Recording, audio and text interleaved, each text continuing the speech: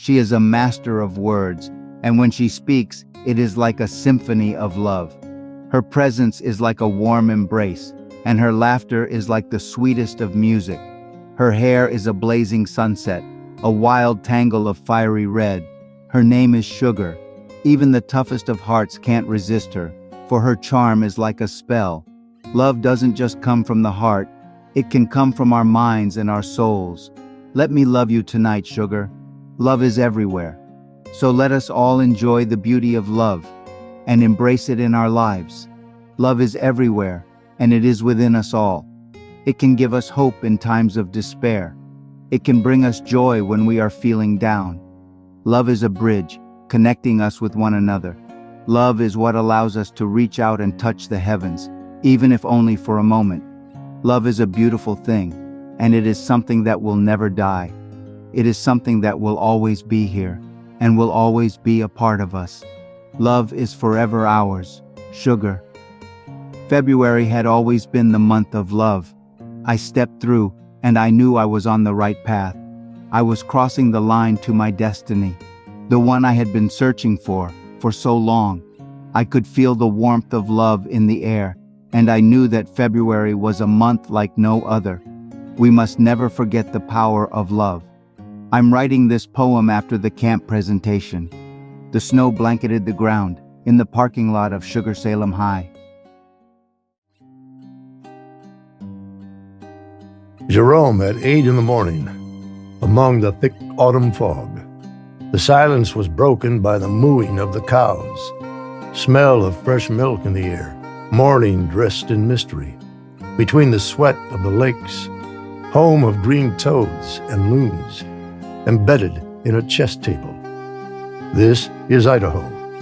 Drops of sweat from invisible rivers, home of the bass and immortal bats. I'm on my way to Jerome High School, with my backpack loaded with scholarships for farmers, slinging like a brig in the nebula, wet leaves of time. I embed myself in the dense cloud, like ocean that catches me in the open. The thick fog covers my attitude. It is the year of 2020, and I feel like a lamb from the slaughterhouse. I had to deliver my cargo of promises, of precious gems. The children were waiting for me anxiously. I turned on the radio in my car, and the news about the death toll, it increased second by second, minute by minute. It doesn't matter anyway. In Jerome's fog, I'm just a ghost. I come from the south, and death does not scare me. I am at peace with my soul and with my God. I still have the rosary that my mother gave me, and the image of the Virgin of Miracles of Kakuap guides my destiny. In the news, the dead keep adding up. But in my hands, I had life, polished gold, the College Assistance Migrant Program.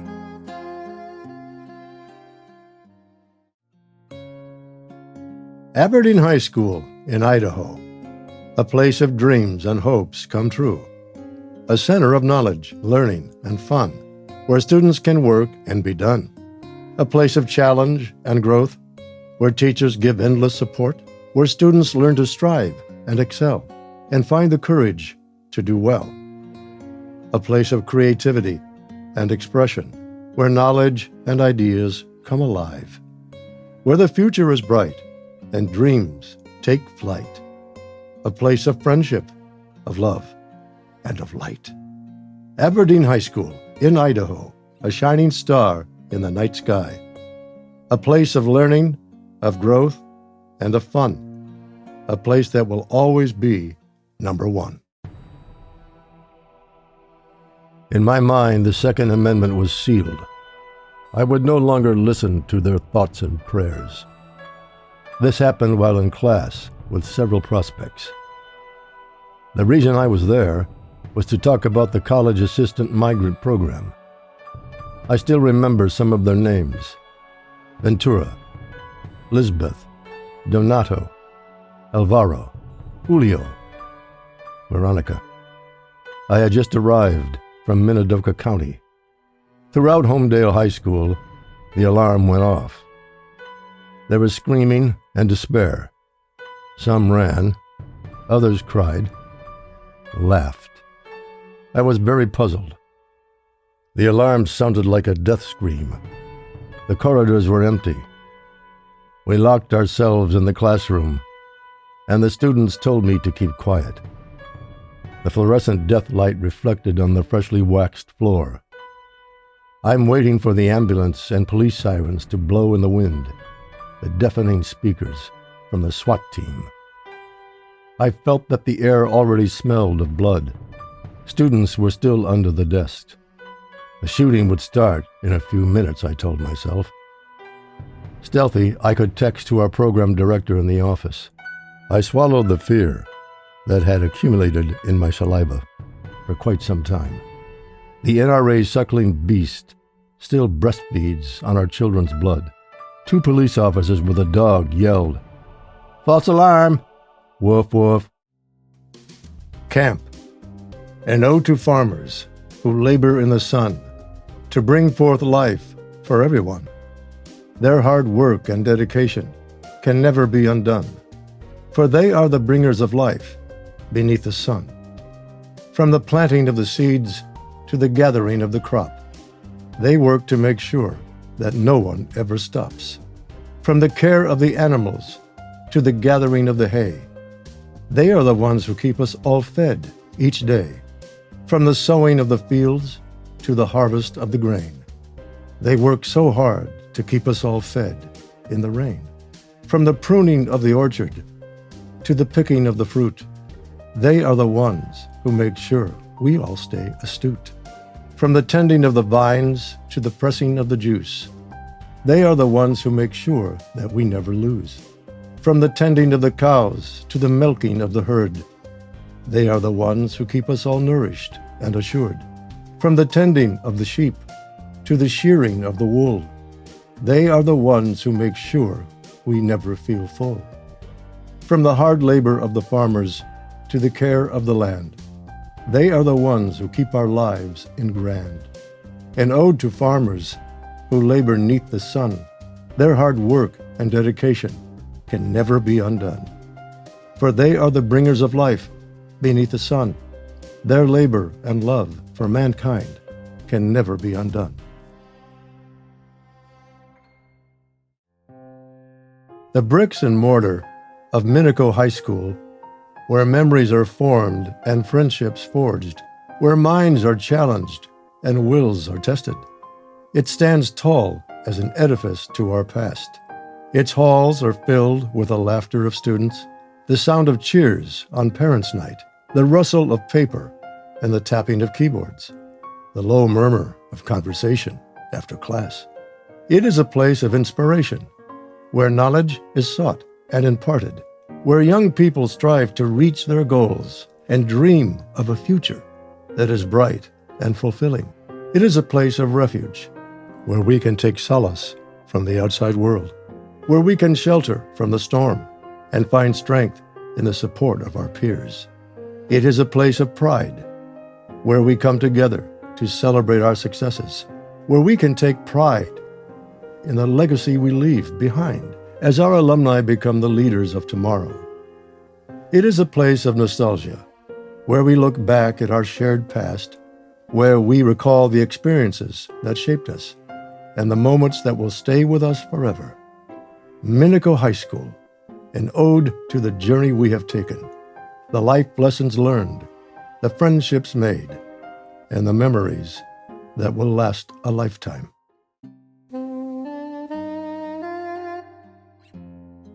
February is the month of love, I told myself, while waiting to cross the train line. February is a month that brings back memories of distant loves, near pains, and memories of times gone by. It was Dietrich's morning. The red and white barrier prevented me from crossing. On the other side was my destiny. I would have wanted to be at my house, enjoy my home's warmth, play with the dogs. Like a wounded beast, the train whistled. It carried cargo to I don't know which destination. The migrant liaison waited for me at Dietrich High School. The train's tail appeared to extend into the distance. In my itinerary, the camp program was included, where the Shoshone children once played. Now the Union Pacific Railroad irons are planted. Not far away is Craters of the Moon. My dream was to be an astronaut when I camped there. It was a while ago. In my mind, I was transported to remote places.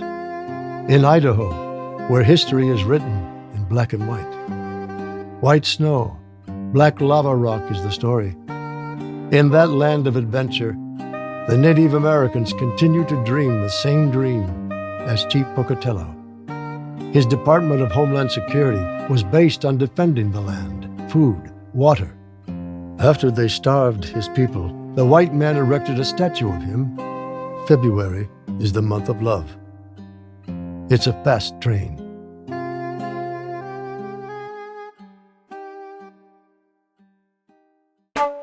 It was Castleford night, and the wind kissed my face, winter-baked. The Idaho moon was yellowish in its candid paleness, hanging from the sky, like a freshly polished garlic tooth. It was the night of the pozos. The dragonflies of time were absent, those farmers that came from Mexico to sow seeds of hope. They listened carefully, my frayed words, in a very shaky Spanish, under the pandemic mask that imprisoned my words. The scholarship presentation about the College Assistant Migrant Program was well received. Mrs. Rivera left her chores. She left the kitchen for a moment, then approached me. "Edgar, that girl you see over there is my daughter." Castleford Farm slept in torpor and stillness, nocturnal of wheat and barley, with its heart of corn. Outside, the wind brought the smell of ranches and dairies, the mountains' sweet serenade. Farmers in the area work hard to cultivate the land and produce crops and dreams. Quality and abundance of beans, joy, and potatoes. In the old house, we were 20 or 30, isolated town lost in the middle of nowhere. It was Castleford night.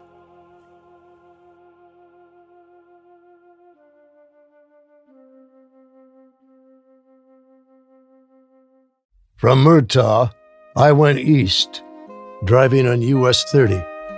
My destiny would take me towards a predestined course where Hayburn kisses Burley. An eagle, good luck, flutters in the air with its message of courage and freedom. Burley High School has a bobcat as a mascot, which, according to its symbolism, includes perception, stealth, vivacity, beauty, and affection. I like beauty, and I am affectionate. I identify myself with this animal. I have grown old by being stealthy, and the eyes of my soul became perceptive. Have I become a bobcat? This would not be unusual. At first, I thought I was an owl, because of my predilection for hunting rats, who made the world their burrow. My zodiac symbol tells me that I am a bull. I speak the Guarani language, and my pillow is made of ostrich feathers. A large number of Hispanic students.